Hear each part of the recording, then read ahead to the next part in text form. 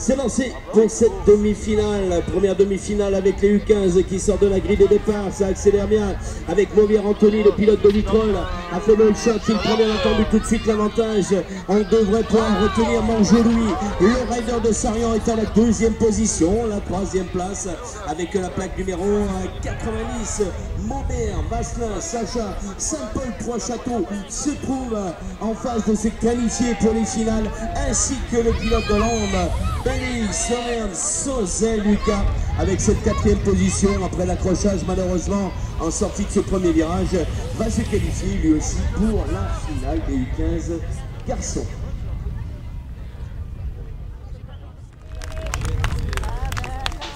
Allez, c'est sorti, deuxième demi-finale qui vient de sortir dans la grille de départ. Oaro était à la grille 4 ou 5. Le pilote de Pernod-les-Fontaines devrait pouvoir prendre l'avantage en sortie de ce premier virage. Voilà ce qui est fait. Le chute a eu lieu. C'est le Stéphanois qui malheureusement a chuté dans la première partie de la piste. Et l'on va retenir à la deuxième position Rousselon Charlie. Le Grenoblois est en phase de se qualifier. Carpentras avec Fort Axel. Il rentrera lui à la troisième place. Le trio de tête est donc formé maintenant en fait. Thomas, le pilote de Montmélian, va aborder la dernière ligne droite à la quatrième position et il va aller chercher une qualification pour la grande finale. Voilà, c'est reparti, c'est l'U17 qui s'extrait de la grille de départ. La première demi-finale est lancée avec Benoît Lacotière. Benoît Lacotière avec Michel Collard, avec notamment Michel, il me semble, le Benix Speed Racing, c'est Benoît qui est toujours à la première position. Morin Valentin, notre ami Valou, le rider de Saint-Etienne BMX, abandonnera la ligne parcours à la deuxième position. On va retrouver la troisième place de cette série de riders. Tout le monde va retrouver un point dans la dernière partie. Et il reprendra en demi-finale avec cette troisième position. Encore un nom à connaître. On a compliqué le quatuor avec un pilote, il me semble, de Montélimar, Rouvière Matisse. Allez, c'est lancé, Brouchier dans les intérieurs, le pilote de la s'est fait enfermer, qui va virer à la gauche, c'est Gerza, c'est l'Auvergne, avec pour Gerza, donc l'avantage pour Pico Gamin, qui a pris l'avantage.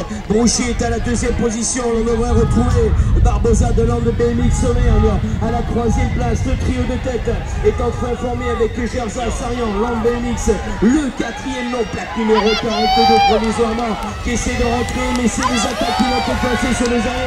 Avec Pina Nathanaël, le pilote de Montélimar qui essaie de revenir sur cette quatrième position. Et bien non, ce sera la plaque 43. Ah, toujours rien encore, mais les 17-24 ans maintenant qui sont rentrés en piste, là aussi ça accélère bien. Trois pilotes de front dans ce premier virage qui va virer en tête, c'est Mours. Et c'est Mours au moment avec Janselm qui vient de prendre l'avantage. On devrait retrouver la plaque 37 de Ville-Maxime. Le pilote de Montélimar est à la deuxième position. Jordi Malville, le Stéphanois, vient de s'emparer lui de la troisième place. Il me semble que c'est Humbert, le pilote de Moza Agier et non pas Humbert pour Moza qui est à la quatrième position. Peut-être la place en finale et le Stéphanois et Saint-Etienne qui signe Samuel pour arracher la quatrième position. Le deuxième demi-finale est lancé, le spectacle est au rendez-vous à Cournon sur cette piste. Et là c'est Cournon de Verne qui vire en tête, Tederton, ils ont mis le temps, l'accrochage, la chute vient d'avoir lieu. On retiendra donc à la deuxième position de cette série un pilote de Vitrolles avec Tivol Matteo est dans le coup, il rentre à la deuxième place. Ça n'est autre que Mélardo, le rider de Dardy qui va aborder le dernier virage à la troisième place. Lui aussi va se qualifier pour la grande finale. Est-ce que c'est Moza avec Tixier, Tixier, le speed de finale, et c'est Moza, il me semble, qui va prendre les billets des qualifications pour la grande finale. Allez, c'est dans ces premières demi-finales chez les 30 plus qui vient de s'extraire de cette bulle de départ. Une belle accélération là aussi. Giordano Jérôme, le Call Rider BMX a fait le shot et il a pris bien entendu l'avantage pour accéder dans une grande finale tout à l'heure. On devrait retrouver à la deuxième position la plaque 07, c'est Ruffin Benjamin, c'est Avignon les Angles qui va lui aussi aller chercher son petit billet de qualification pour la finale. La plaque numéro 54 est dans le coup et l'on retiendra la Treille Florian, le club de Cavaillon Vaillant abandonnera les derniers virages. À la troisième place, le trio de tête est formé. Encore un an à connaître.